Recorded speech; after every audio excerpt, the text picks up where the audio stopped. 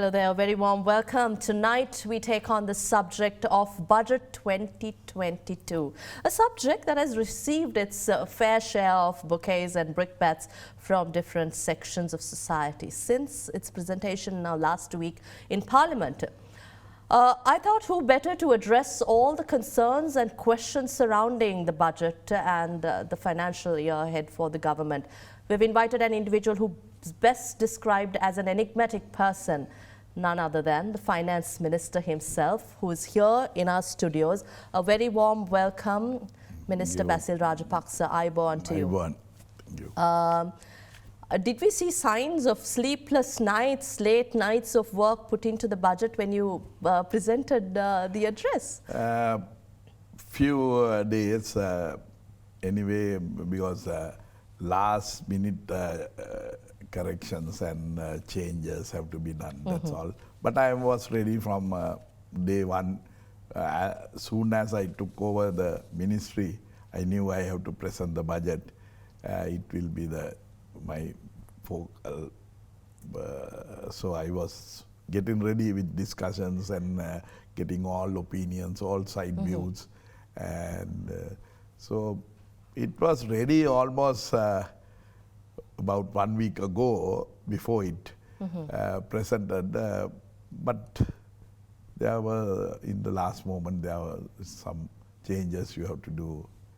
I suppose you had to juggle a lot of sectors also. This has been, you started off the address saying Sri Lanka is facing a severe crisis on one side, and you spoke about 5 factors. But juggling these sectors, different sectors that have faced challenges, how did you manage to do this? What was your priority? Yeah, because priority was the country and the people of this country, because they have suffered a lot as not only because of COVID, but before that also. So I thought I have to do my duty by the country and the people. So I was much concerned about them. So it brought me pressure. And I know the president of this country also very keen to implement things which he believes, frankly, that it should be done. So I have to balance that also. You mentioned the president himself. So how is the coordination between you as finance minister, the prime minister, as well as the president? Is this the vision of all 3 positions in our country coming together in budget? Yeah, not only them, not only we 3, but all the other, the central bank, the Secretary Finance, Secretary President. Then I consult all the chambers and all the sectors, and from all our embassies abroad, our Sri Lankan embassies from Melbourne to Los Angeles. So I discuss individual, and also in all the ambassadors who are representing their country in Sri Lanka.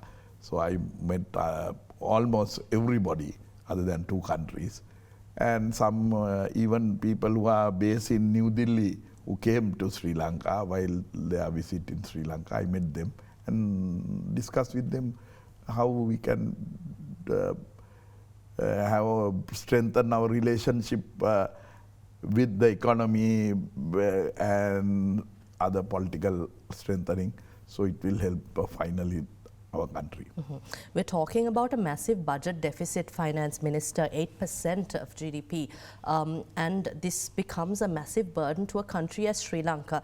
We understand that Sri Lanka, like any other country, has faced the blow of COVID-19, and after Easter Sunday attacks too, this economy faced a double blow, so to speak.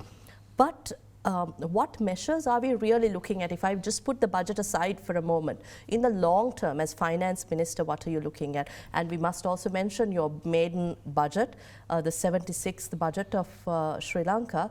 You took office in July, and such a short period of time. At the same time, there's a long way ahead that you need to look at. So the question of budget deficit. Yeah, you are correct, 100% correct. The first budget with deficit came from 1953, which had a huge problems in the country. Even the Prime Minister of this country have to resign, and even the Finance Minister has to go, and he became the Agriculture Minister, Ada Derana. And huge people came to street, and hartal, so-called hartal was there, and many people died in the hartal. So it's so from that day, every year the deficit was there. And last year, you mentioned about 8.8, this deficit I brought down. It was last year 11.1. So it went up. So time to time it went up and down. But deficit is a key point. And in the external budget, that is the dollar budget, also has a deficit. That also not only because of COVID, it worsened during the COVID. Because as you know, our main foreign exchange earners are, you can divide into 5. One is the export, from what we earn from export. Then other one is tourism. It count about 4.5 billion. Then the remittance from our people who are working abroad and sending money.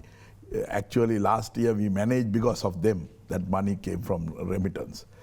But this year, last 4 months, we have a sharp drop on remittance coming to country. Then other one was the money which FDI, foreign direct investment. Then the other one, the last one is the main is the donation and the loans which is.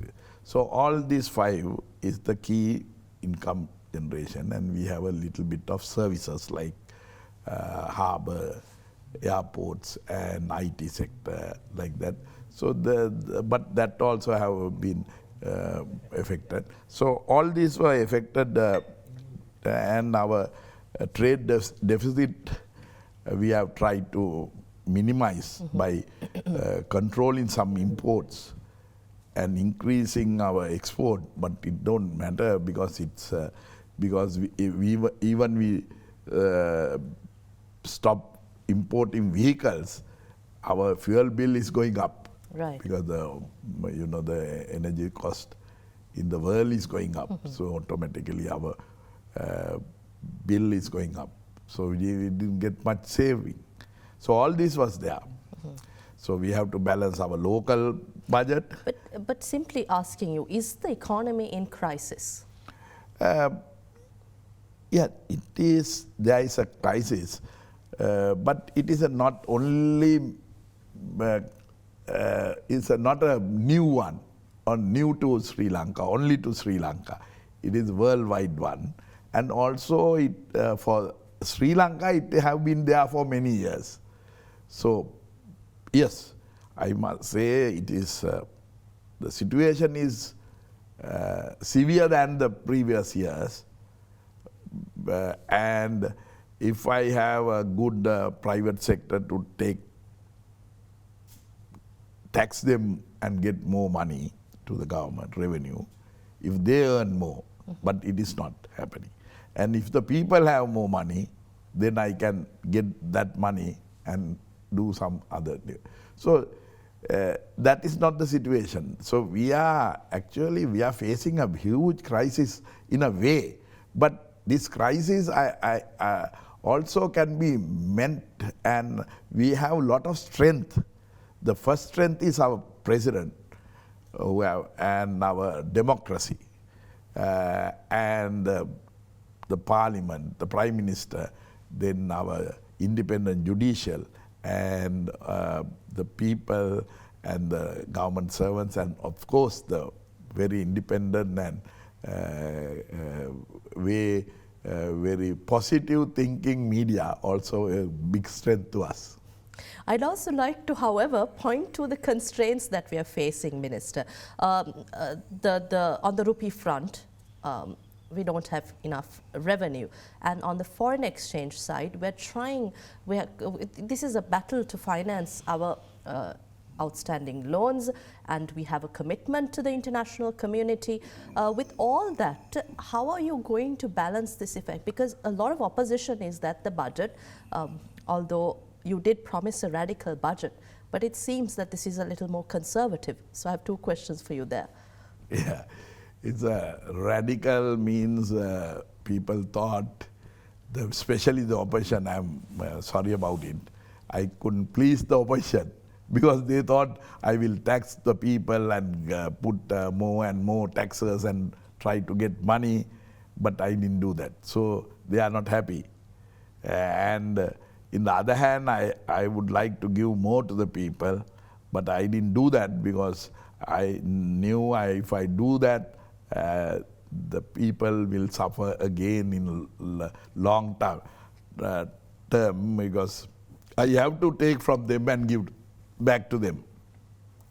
So what have happened in the last several years, they have taken money from the people, all the people, majority people, and give to a small portion of the people or in small numbers of individuals. So I didn't want to do that. I did the opposite side. I tried to take money from who can afford to give money to the government, So very few numbers, and gave to the majority. You're referring to the one-time surcharge of 25%. Yeah, that also will affect, we calculated, and actually I was very reluctant to do that, but I have to do it. Not because I'm angry with them or have any problem with them, but I have to take from people who have it. If there is nobody, the only people I saw who have something to give to government, can afford it, is these people. So I took it. I have to take it. But I know within I specifically said it is one time and one time only. So I hope I can be to keep the word. But overall, what's the private sector sentiment after the budget? Since you say you have consulted with them. I fulfill all the chambers and the private sector I met. Even the chamber from Ampara and Quilnochi, Mullatiu, Jaffna, Batticaloa, I discussed with them. And all agreed that, yes, what they asked to request. You can, please don't change the tax things frequently. Keep it at least 2 to 3 years, which the last year budget, the Honorable Prime Minister agreed. So with the government policy. So we didn't change any the tax rates or tax we didn't want to introduce more and more taxes or anything changes. Right. Then the second one, they said, yes, we know there is a pandemic in the world and this is not a normal situation. You can have one time, introduce one time, and we know that it is one time and a certain period. So then we are ready for it, and we don't want. And we know during this pandemic, lot of sectors were affected, and the government tried to help them in various ways. Not only Sri Lanka, all other countries also help to keep the economy going. We are the only out of 200 countries in the world, in the UN organization, there are almost 200 countries. Every country, they have even either in the private sector or in the government sector. There is a huge loss of jobs. But only in Sri Lanka, not a single government servant have been unemployed or not paid the salary, or they have reduced the salary. And also not in the private sector also. I must thank the private sector that they didn't lay off any of them and they managed to keep, because we also reduced the VAT, then the VAT rates, and we managed to keep some of the money with them. So with all these, there was few sectors which not only survived, they also made profit than normal years. So we are just trying to request them or take small part of them for the sake of the country to face this pandemic. Right. With that, you're trying to, you say these businesses that have thrived during the pandemic, you have a one-time surcharge there, but at the same time we're spending 82 billion on the development at village level for this program that you have allocated. But don't you think this is a time that Sri Lanka needs to control our expenditure and not focus on unnecessary capital expenditure? Isn't it wise if we think about that? How would you respond to this? I am totally disagree with that, because I think the recurrent expenditure is the problem which we have to curtail. Because recurrent expenditure, in the capital expenditure, you add something to the country and to the wealth of the country and the people. And this money which we are, and you know, as you know, our more than 70% of our people lives in the villages. And this is not money only to the villages, even in the city we have divided. So there are the smallest unit, administrative units is Grama Sevaka divisions. There are 14,021 Grama Sevaka division in the country. We have allocated one amount, same amount to all. So when it is allocated, this money is not a new thing. This money was allocated earlier through the ministries. Now we are giving to the village, so the villagers themselves can decide what they want to their village. Because how a man, a person or officer or a minister who is in Colombo in an air-conditioned room, who knows the requirement of in somebody living in the remote village in Badulla, Ua province, Badulla, Monragala, small village in Vallavaya. So what we have done is, we have given the village, Vallavaya, Ua province villager, okay, I want a school building to my village. Or the other village will say, no, we don't want a school building. We want to build our tank, irrigation tank, to give water for my paddy field. Or in another village, they will say, no, we don't want the tank, we have it in proper way. We don't have a school, we don't want a school building, I want my road to build. So this is the only change I have done. So the people of the village, the majority people who live in the village will get the same, whether it is in north, whether it is in Ua, whether it is in Hambantota, whether it is in Colombo, they will get, every Grama Sevaka division will get 3 million rupees. That 3 million will decide by the villagers what they want.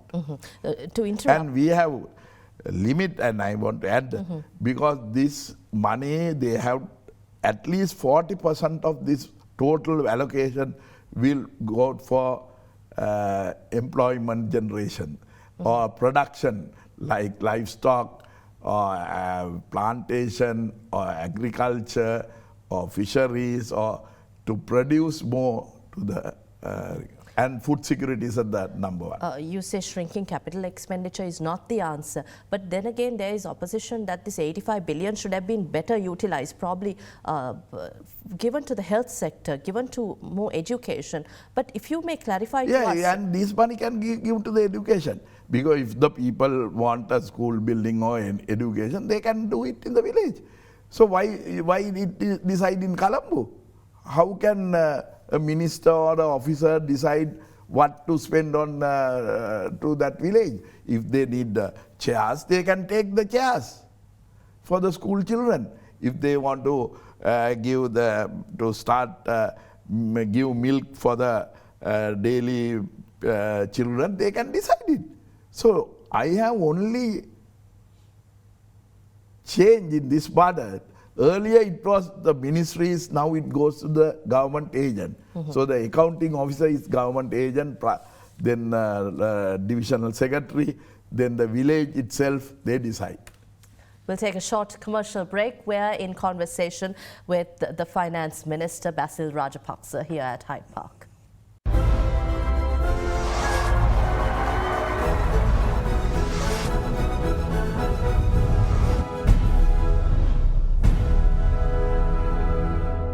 Welcome back. We are in conversation with Finance Minister Basil Rajapaksa. The Sri Lankan Economy Minister has suffered from inconsistent policies, ad hoc policy measures by government after government. Successive governments, we all have to agree, that have failed to instill that policy consistency.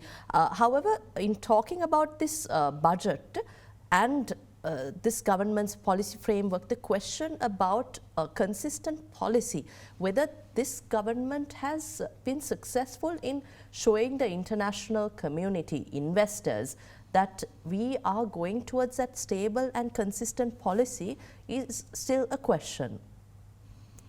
Yeah, when you look at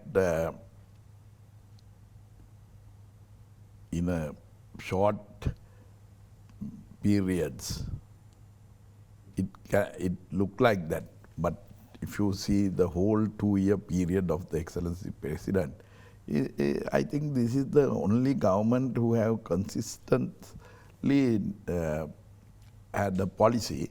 But when you policy and the vision, after that when you come to the action plan, when you it have to be, sometimes when you are a people sensitive government, you have to make some adjustment. Now, for example, when this COVID pandemic came, nobody thought what is the solution. But luckily, the world was stunned and they didn't know. All the people were talking, everything. Even not a single medical expert knew what to do, how the virus is.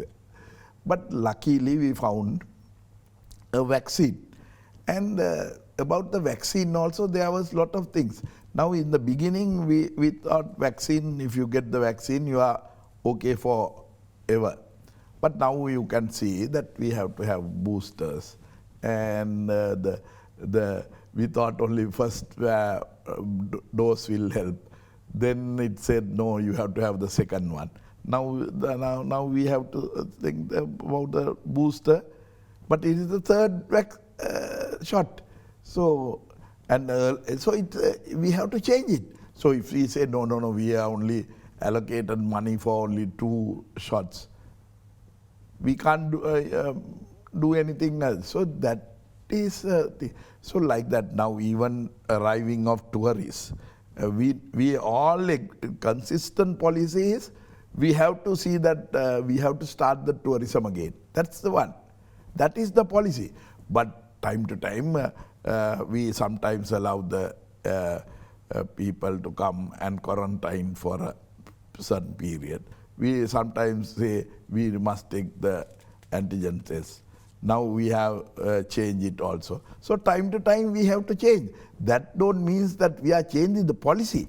Yes, we welcome all tourists and we must encourage that industry. So like that, the consistent of the policy of this government have not been changed for years, and we will.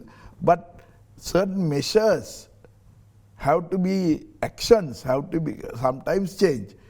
So that don't, so please understand that it is not change of policies, it is change of actions and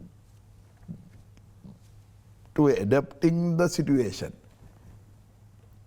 Now, if we move on to talk a little about international funding agencies and the international agencies, there seems to be a lack of engagement from the government side, and that the government is not forthcoming to fulfill certain requirements by the international community. Now, a cabinet minister, parliamentarian, they have been saying that from the government side, even yesterday we heard them say, even if we die, we will not go to the IMF, meaning that even if the economy fails, we will not reach out to the IMF. As finance minister, what have you got to say about that? Yeah, and how are we going to manage this external debt situation? First, I will take a small example. The rainbow, why is we like when we were children and our grandchildren like the rainbow? Because rainbow have different colors. So like that, our government have cabinet of ministers also comprise various type of people and policies, parties. So they have different views. So in the regarding to go to IMF or not, there is no hard and there are views by various people. We should go to the IMF. Some people say no, we should not go to IMF. What is your view? My view is I am very balanced. I am looking for all. Finally, we will take a decision with collective decision, measuring all these things. So I am only thinking we have a policy. Number one, we will try to make this deficit of external budget that simply the gap of the dollars which we earn and we spend. There is a huge gap for many years and it has widened during the COVID pandemic. I want to bring it to a positive side in 2027. I have targeted. And I want to make it without getting more and more loans, which is actually it is now most of our reserves which was there for many years are not our money.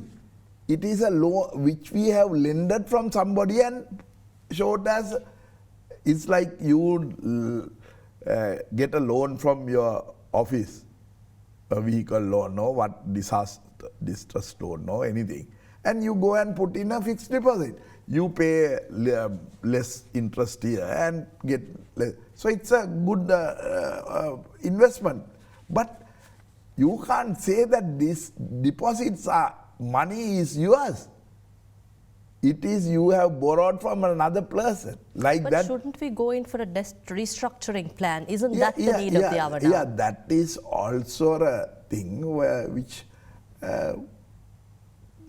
must be considered. But I'm not totally rejecting it. But there are certain views because this is not the first time we are going for the IMF. This is not the first country is going to IMF. There are many countries have gone to IMF, and we have also gone to IMF several times. And have we found a solution, permanent solution? What I am going to try to do with the people of this country, and especially the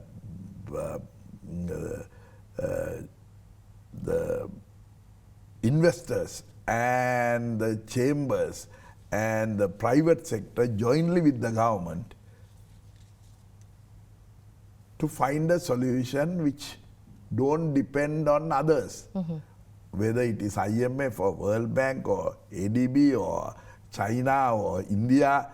We must stand from our own strength. I'd like to come back to the international lending, borrowing of financial agencies later on, but let me also touch on some international, terminology that was used in the budget, human capital development. You have used this terminology which in a way appeases the international community. These are fundamentals that the international community look at. But has the government really understood the depth, the kind of crisis that the economy is in, to put that necessary focus on human capital development and a robust development solution towards this? Yeah, human capital is a very important thing, and we as Sri Lankan, as a country, must the only area we can be proud of it, because in our human capital index, all thing, we are almost in the developed countries level, and it is higher than the South Asia countries and also in the Asian and developing countries. So, and the best thing which we have achieved, it was with a small, very comparatively very small investment. So earlier, these organizations were blaming us, we are not putting enough money to these sectors. But now they recognize we are, though we don't invest much money, we are gaining and we are taking most out of it. The money we spend, we get a bigger return than the other countries. Though other countries have spent more than us, but they don't get a return for that. So we are very happy on that, and we joined the World Bank Human Capital Program. We were the 81st, second country which we joined, and they are also very happy. So we want to continue that, because this country on the health sector and the education sector, what you mentioned earlier, is what we have gained. So we don't want to lose that. We want to keep that. Let me move on to talk a little about private-public partnerships, Minister. You did mention that the government encourages this, but during this budget and also in the past few months, we haven't seen much of an approach from the government side towards encouraging such partnership, especially when we look at the state-owned enterprises. We don't see much of an emphasis or at all an approach towards reviving these entities in the short to mid-term, or even in the long run to make them profit-making entities.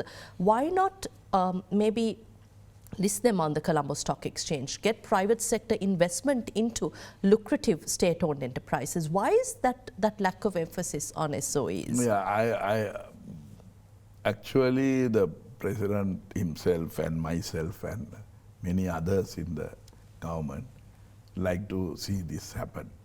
But there are a few areas we have to look, because so it's a debatable thing. Within a very short period we will debate it and make drastic decisions for this type of things. And this was brought up by the Minister of Finance, Dr. N.M. Perra, in 1970s. And he mentioned about the SOEs, which lot of capital have invested of people's money. And he have said, we can't continue this. We have these are not government money, means people's money. People's money, poor people's money, he mentioned.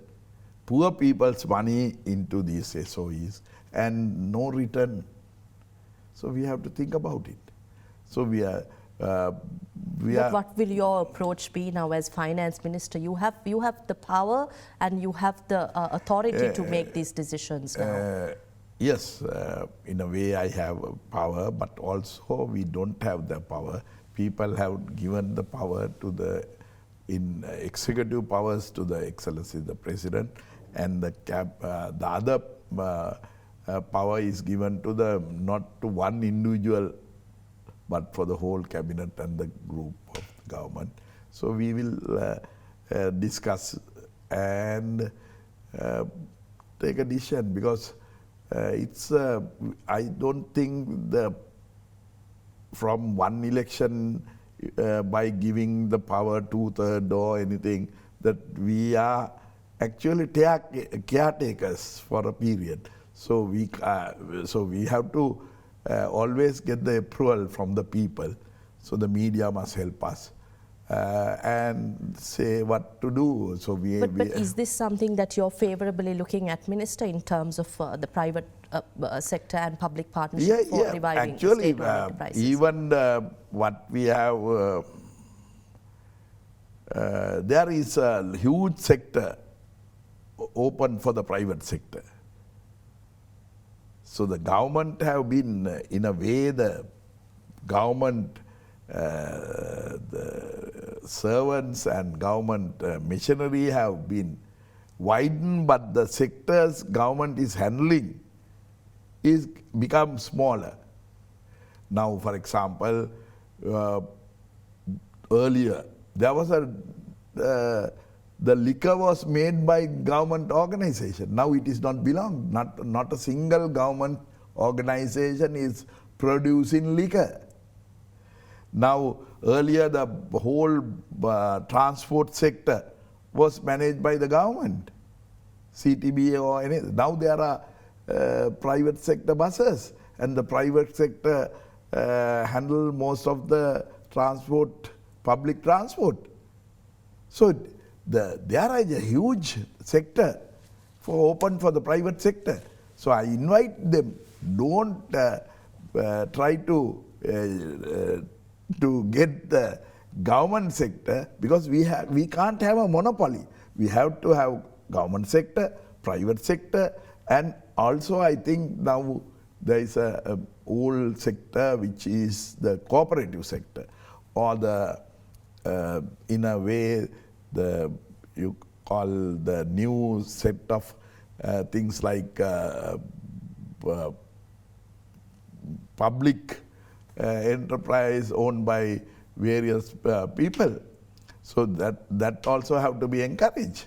So I firmly believe the government and the private sector and the corporate sector have to go together. No sector must hold a monopoly.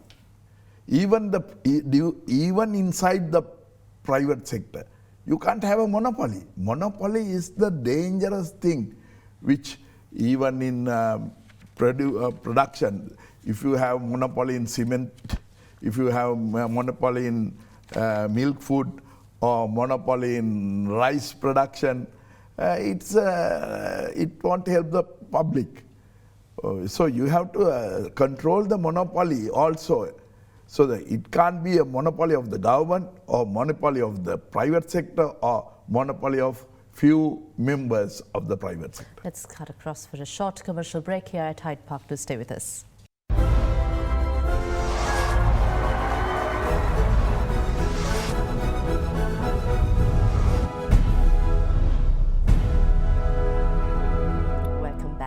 From reviving public enterprises, state-owned enterprises, to investment. This is a big subject we want to talk about. Very little time, but Minister, we're talking about India, China, Japan, the USA. There is a massive power struggle, geopolitics, and investment interest in the country.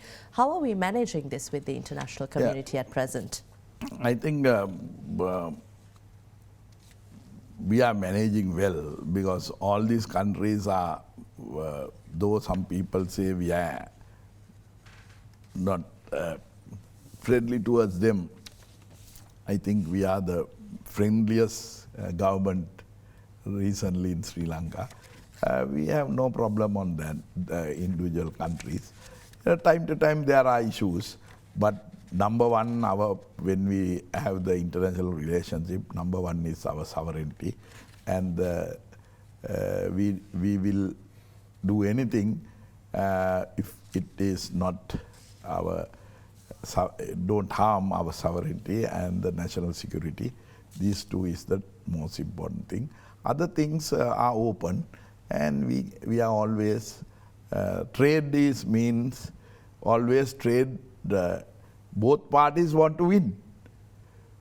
Sometimes one party wins in trade, and one time the other party will win. So if we think that always trade should be on positive side to us, We can't do that.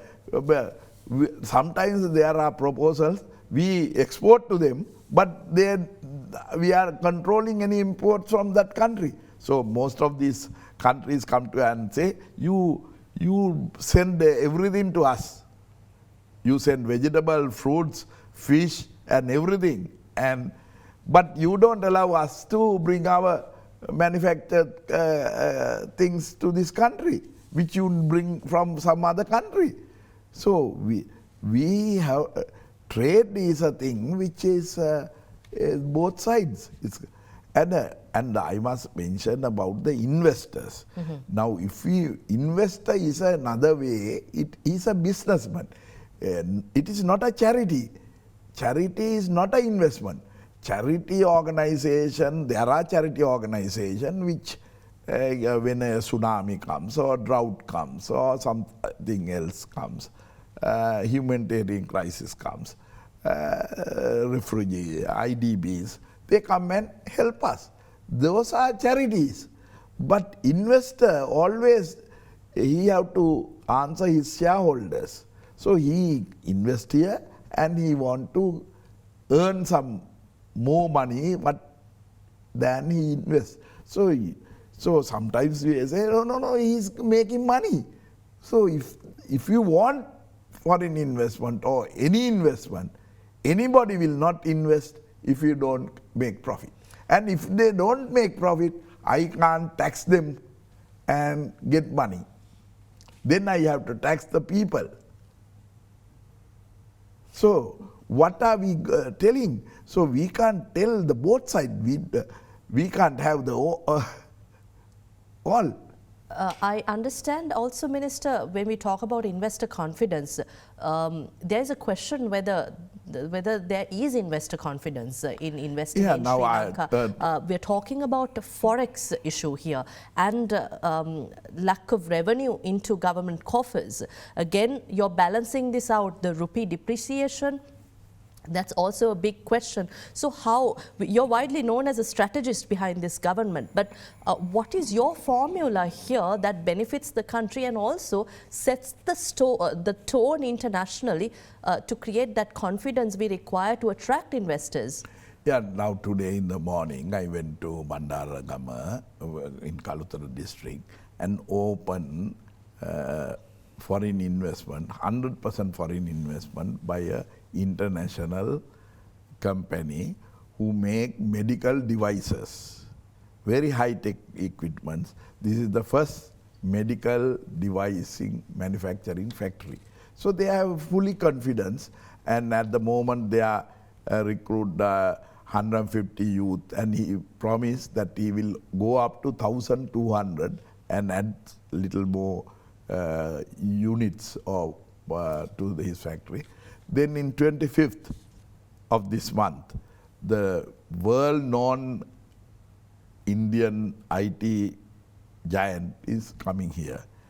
And they immediately recruit 2,000 youth into the IT software package industry. So these are the investment. And you know, we recently called for expression of interest for renewable energy by the electricity board, and I was told by the Honorable Minister yesterday about 200 applications have come, and from all investors from all over the world. Best known names are there. I don't want to mention. They will pre-qualified and they want to invest in Mana, they want to invest in Punarin, they want to invest in Siembalandua, in wind power, solar power, then they want to invest in floating solar in all our water tanks and Victoria or Mahaveli area. We have very little time. We have very little time, Minister. Again, to add to that, aren't we looking at the diaspora, Sri Lankan diaspora community, also to come and invest in Sri Lanka? Excellency the President and the Prime Minister request them, and we will give full protection for them. And I think immediately after the budget debate is over, President will have a special task force to 3 task force. One is for the investment promotion and look after them how to, then the food security, because there is a concern about, and to see that the foreign exchange we earn, to balance it, how to balance it, because what. Finally and very quickly, the opposition is on the streets protesting of an increased cost of living and a massive burden on the general public. I understand at this stage, after a double blow to the economy, government cannot give out handouts. But have you all forgotten the burden of the common man, the increased prices and that is because we are concerned about the people. This is the only budget which not put any burden, not a 1 cent or 1 rupee was tax for the people. So with all these difficulties, opposition thought the budget will be full of taxes and increase of prices, but I couldn't help them, so they fail. So they are in the street. So as a politician, I know opposition have to do these things. We encourage, but only thing, be concerned about this pandemic. Be careful of the health rules and be careful. Because we also marched from once Mahinda Rajapaksa walked from Colombo to Kataragama during President Premadasa's time. Then last government we walked from Kandy to Colombo. So after how many years we managed to form a government? So coming to street is not a new thing. Every period we have done that. So but still they have to wait for the election. So there is time to do that. Thank you very much for this conversation, Minister. You are welcome. After your maiden appearance at Hyde Park, and I think the first English language discussion to a media. So thank you very much. Yeah, I'm very proud of you and with your interviews with a lot of high level people. So I'm proud to meet you. And we are indeed pleased to host you here at Hyde Park. We had with us the Finance Minister, Basil Rajapaksa, joining us here at Hyde Park to discuss at length Sri Lanka's economic situation and future plans for the country post-presentation of Budget 2022.